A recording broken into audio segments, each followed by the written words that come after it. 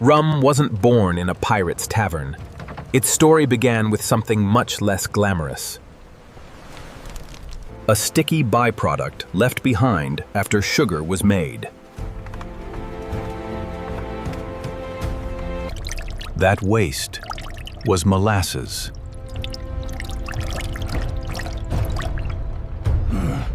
And in the Caribbean, it helped create an industry that changed the world.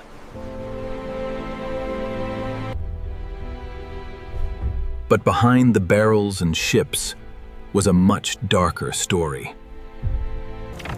Sugar plantations depended heavily on enslaved African labor. And rum became part of a vast Atlantic trading system. This is the history of rum.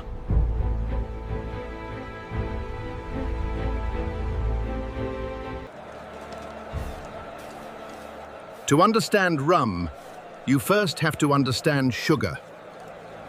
For centuries, sugar was a luxury that Europeans consumed in surprisingly small quantities.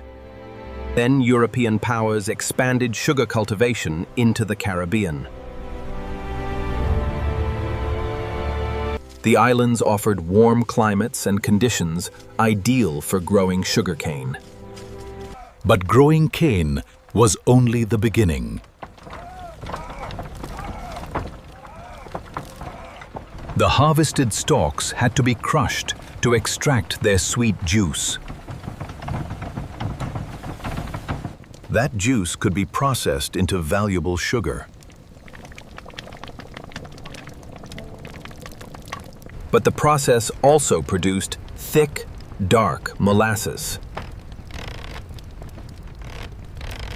And eventually, someone discovered that this leftover product could become something far more valuable. By the 17th century, Caribbean sugar plantations were becoming enormously important. Barbados became one of the major centers of this expanding sugar economy. Sugar transformed the island's landscape.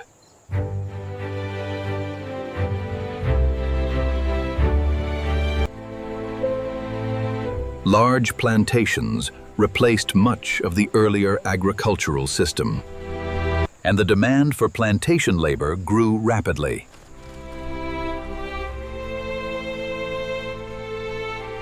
Enslaved Africans were forcibly brought to the Caribbean and compelled to work on these plantations.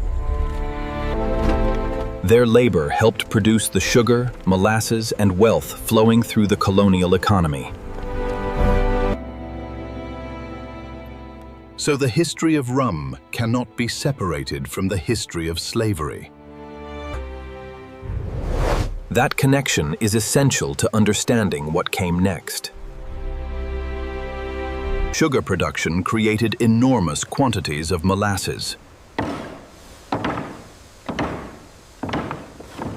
And molasses was much easier to store and transport than fresh sugarcane juice.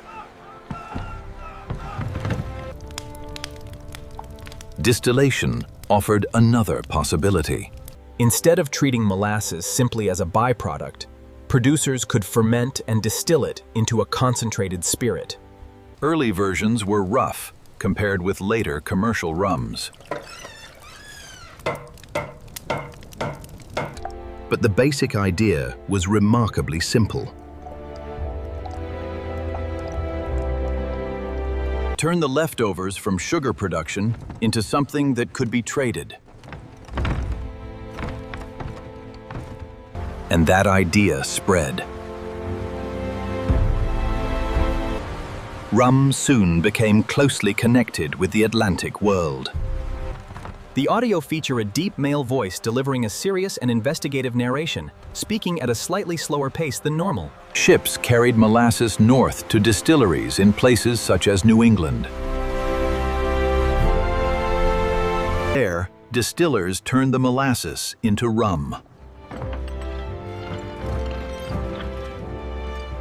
Rum then entered international trade networks.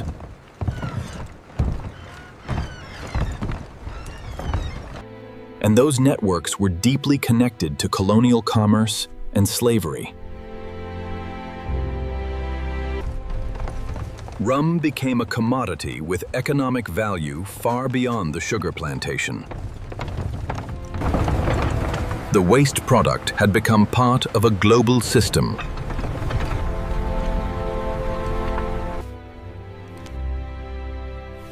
One of the darkest chapters was the Atlantic slave trade. Merchants built complicated trading networks linking Europe, Africa, the Caribbean, and North America. Goods moved in multiple directions.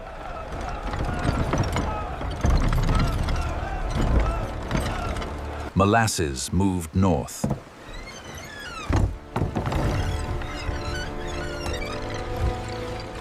Rum became one of the products made from it.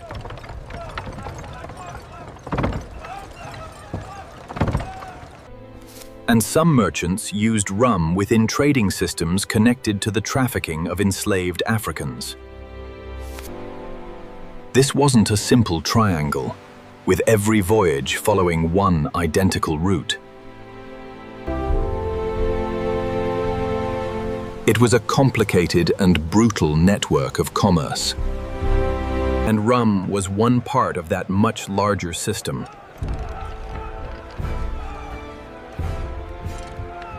As European empires competed for Caribbean territory, sugar became strategically important.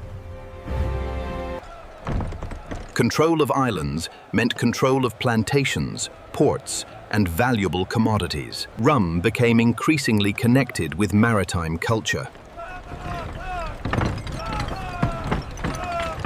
British naval forces eventually incorporated rum into sailors' rations. That helped strengthen rum's association with ships and the sea. But the popular pirate image came much later. The real historical story was far more complicated than the legend. Across the Atlantic, New England developed an important rum industry. Molasses from the Caribbean became a valuable industrial input. Distilleries turned it into rum.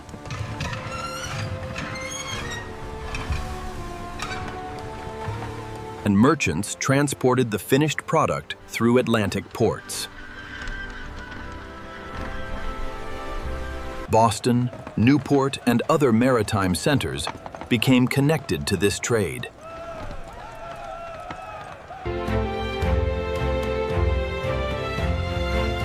Rum was no longer simply a Caribbean product. It had become part of a wider colonial economy. Then, governments discovered another way to profit from the industry: Taxes. British attempts to regulate colonial trade repeatedly created resentment. Molasses taxes became part of a much larger dispute over colonial economic control. After American independence, domestic whiskey production increasingly competed with imported rum. But rum remained an important part of America's early commercial history. Its story was now tied to both colonial commerce and the new American economy. The history of rum is often romanticized. Pirates, wooden ships, barrels, and tropical islands make an entertaining picture. But the deeper history is about sugar. It's about plantations.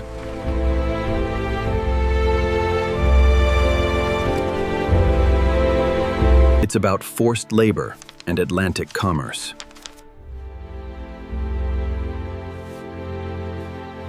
And it's about how a seemingly worthless byproduct became economically valuable.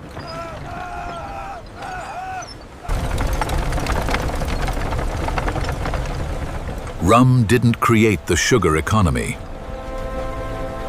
but it became one of the products that grew from it.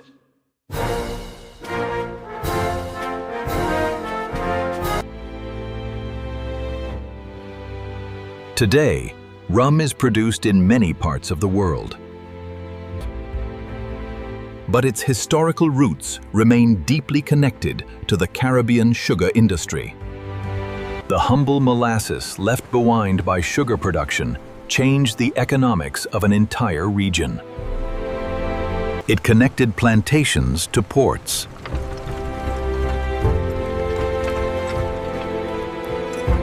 Ports to merchants.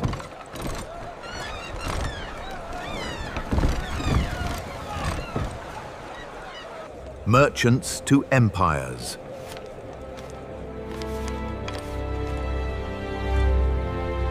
And those empires to one of the darkest trading systems in human history.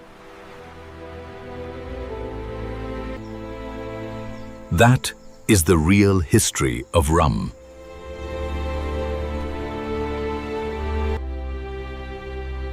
Not simply a story about a drink, but about how sugar, labor, trade, and power reshaped the modern world.